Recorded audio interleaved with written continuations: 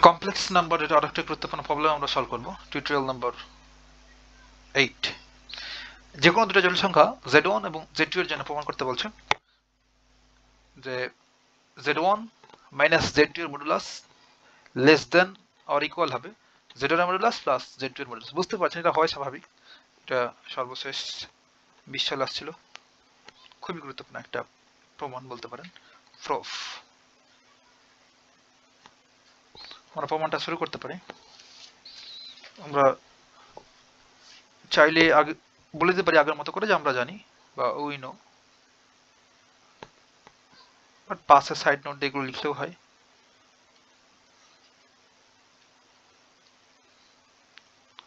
We know z এর মডুলাসের square equals to আমরা লিখতে পারি z ইন্টু z বার, এবং আমরা জানি ডাবল বার করলে z কে z টাই ফিরে আসে। এখন আমরা এইটা পদটা নিব, অর্থাৎ এইটা, তাহলে z1 therefore z1 minus z2 just whole square আকারে নেব। দেন এই প্রপার্টিটা যদি ইউজ করি তাহলে আমরা লিখতে পারবো z1 মাইনাস z2 ইন্টু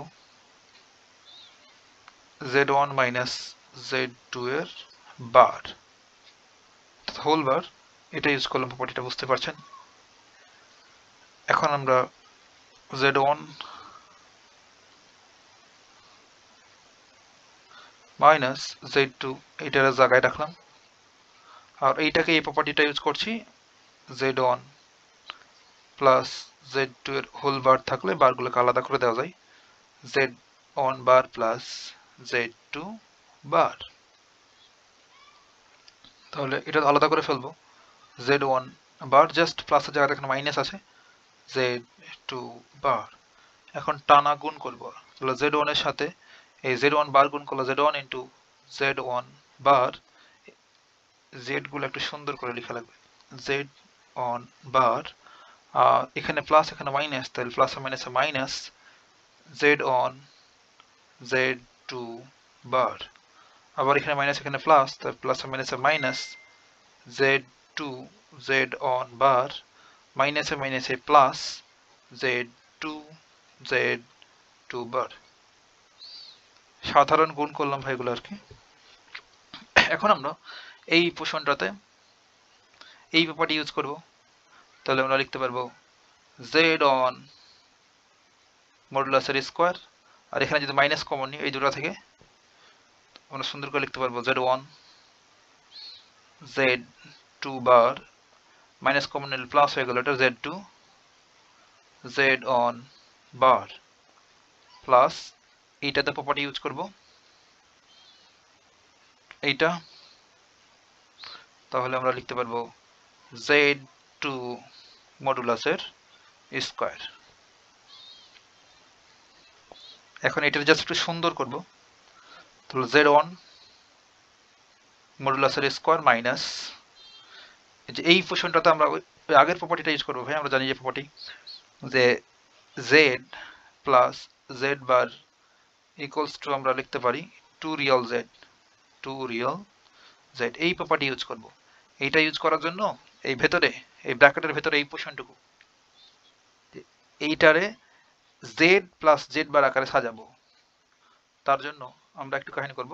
এখানে প্রথমটাকে ধরুন z ধরলাম, z1 z2 বার, এটা z। তাহলে এখন পরে এটাই থাকবে, বাট মাথায় একটা বার থাকা লাগবে, তাই না? একদম তাই। তাহলে প্লাস দেব আমরা এই যে z1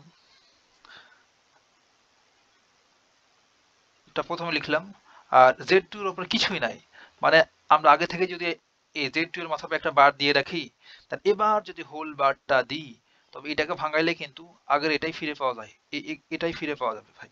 এটাকে ভাঙাইলে দেখাবো কিভাবে, দেখেন z z1 ইন্টু z2 বার, এটার উপর হোল বার দিলাম।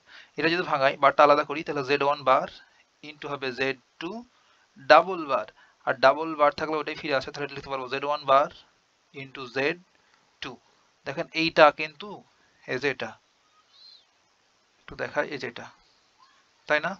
একদম তাই। তাহলে জায়গাটা একটু পরিষ্কার করে দিই। ওকে,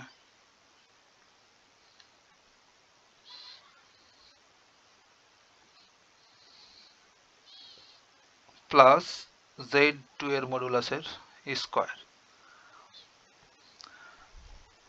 এখন আমরা জাস্ট প্রপার্টিটা ইউজ করে ফেলবো, z1 মডুলাসের স্কয়ার মাইনাস জায়গায় থাকলো, আর এই পোর্শনটুকু এইটুকু সমান আমরা লিখতে পারবো 2 রিয়েল z, এখানে z বলতে z1 ইন্টু z2 বার।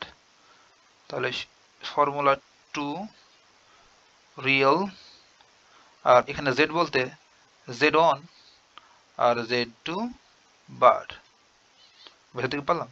প্লাস z2 মডুলাসের স্কয়ার। আমাদের এই পাশে লেফট সাইডে ছিল ইমপ্লাস দ্যাট z1 মাইনাস z2 এর হোল স্কয়ার, মডুলাসের হোল স্কয়ার। আর এখন ভাই এখানে একটু কাহিনী, যে ধরেন কোন একটা কমপ্লেক্স নাম্বার এভাবে আছে z equals to minus x plus i y, তাহলে এখানে রিয়েল পার্টটুকু কোনটা ভাই? রিয়েল পার্ট হচ্ছে এটার রিয়েল z, এই কমপ্লেক্স নাম্বারের মাইনাস এক্স না, মাইনাস এক্স। এখন আমরা আরেকটা প্রপার্টি জানি, যে এখানে একটু জায়গা কম হয়ে যাচ্ছে, যে রিয়েল z, তাও লেখার চেষ্টা করি, the real z less than or equal modulus of z, এই প্রপার্টিটা আমরা জানি না। হ্যাঁ, এখন এটার জন্য এই প্রপার্টিটা ইউজ করি, তো আমরা বলতে পারবো minus x less than or equal, অর্থাৎ এইটা ইউজ করছি। ঘুপি চুপি হয়ে গেল নাকি তা দেখেন একটু কষ্ট করে, এই যেটা এটি সমান রাখতে পারবো মডুলাস অফ জেড। এখন এই মাইনাস জেড এটাকে আমরা বলতে পারি না যে minus real Z less than or equal Z, পারি তো?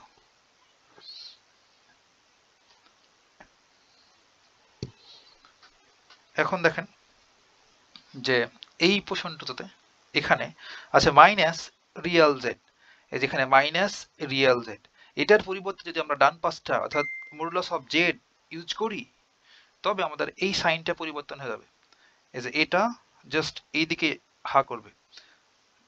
তাহলে চিহ্নটা পরিবর্তন করতে দিলাম, যে গ্রেটার দেন অর ইকুয়াল, অর্থাৎ বাম পাশটা less than or equal z1 whole square জায়গায় থাকলো, আর মাইনাস এখানে থাকলো,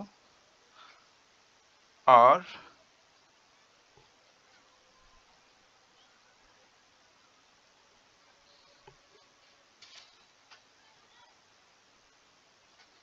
এক সেকেন্ড,